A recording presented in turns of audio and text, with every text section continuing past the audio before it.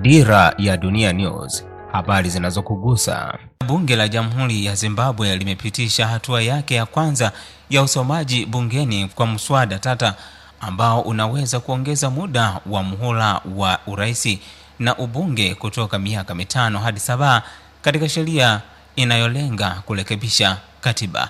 Pia mswada huo unalenga kubadilisha mfumo wa uchaguzi wa rais ambapo badala ya kura ya moja kwa moja ya wananchi, bunge litakuwa na mamlaka ya kumchagua kiongozi wa nchi, ambapo ibara zenye utata zaidi zinapendekeza kuruhusu Rais Mnangagwa na wabunge kusalia ofisini hadi 2030.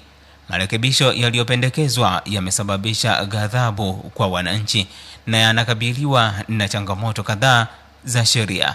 Wakosoaji wakiwemo chama cha wanasheria nchini humo wanasema mapendekezo hayo yanadhoofisha taasisi za kidemokrasia na kulimbikiza madaraka kwa rais.